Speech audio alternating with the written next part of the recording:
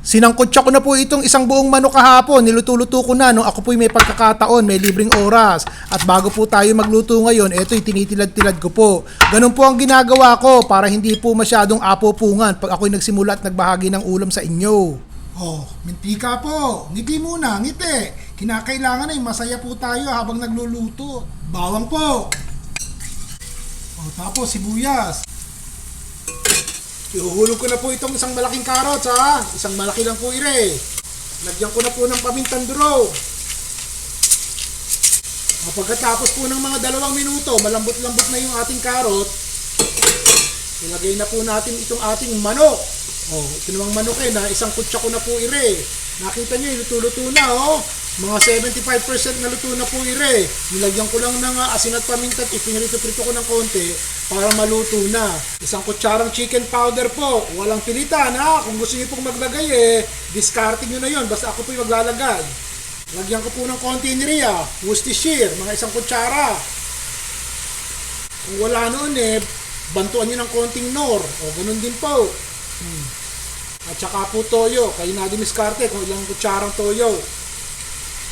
O siya, halo po. O nakita nyo, ang manok luto na po ng 75%.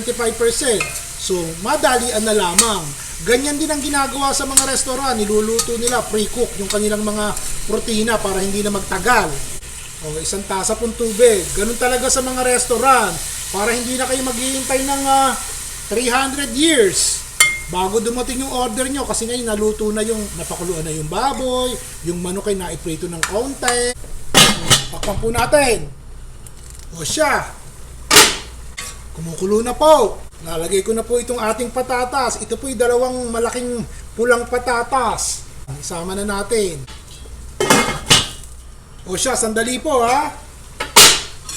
Parang naninikit kulang ang tubig. Kalahating tasa pa ha. Hindi pa po malambot yung patatas O yun.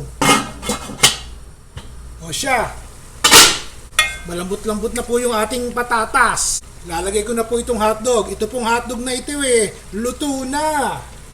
Ito po naiprito ko na nung isang araw. Natira nasa loob ng refrigerator. Nakita nyo na, nasa plastic lang po. Hiniwa ko na lang po ng ganiriya at isinama ko na. Ang mga kaibigan ko pong hindi Pilipino natatawa dahil pulang-pula daw po ang ating hotdog. Ang sabi ko talagang ganyan kami mga Pilipino. Laging pumapag-ibig, kaya laging pula ang halo. O, ilalagay ko na po itong ating celery. Kung wala pong celery o kaya medyo mahal-mahal wag nyo nang lagyan ha. Naisip ko lang pong lagyan at parang masarap na medyo may konting kagat Ito po half cook ko lamang gagawin ha. Para masarap at may konting lutong yung ating ulam.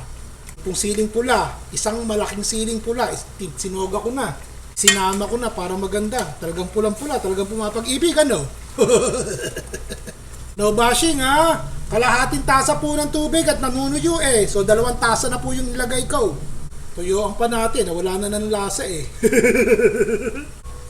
Hindi pa po tayo tapos dyan. Kahit magandang tignan at pwedeng kainin na, hindi pa tayo tapos ha. Dyan muna kayo. Sandali po lamang. Siya. O siya. Ilalagay ko na po itong isang maliit na lata ng all-purpose cream. Ang tawag ng iba'y multi-purpose, yung iba'y all-purpose. Siya, haluin po natin. Ngayon, kung gusto nyo pong maglagay ng evaporated milk kesa din sa ating all-purpose, ayos din po. Gusto nyo pang maglagay ng cream of chicken, dagdagan nyo, pwede rin. Gusto nyo po pang maglagay ng cream of mushroom, nasa sa inyo na po yun. Tapos lagyan nyo po ng gisantes, yung pong nasa latang maliit na ganiriya. Ang pangalan ni Senyorita pala, kala ko champion. O yun din. O no bashing ha, lalagyan ko po ng konting katitik ng asukal. Ganun lamang O siya, halo po ng kaunti. Bago ko po hinaan ng apoy, ilalagay ko ng ating sibuyas na mura. O yan, ganyan. Tanimin ko po yan, kanya medyo matataba. O ganun. O pagkatapos po, hinaan nyo yung apoy. Takpan nyo na. Huwag nyo lalagyan ng sotanghon ha, hindi bagay. Hindi nyo ba kakainin yan? Pagkasarap-sarap po ng ulam natin ngayon mga kaibigan, no? Nakita nyo ba Laputan nyo po yung sabaw para pawisan ang bisita nyo sa pagkain. Yun.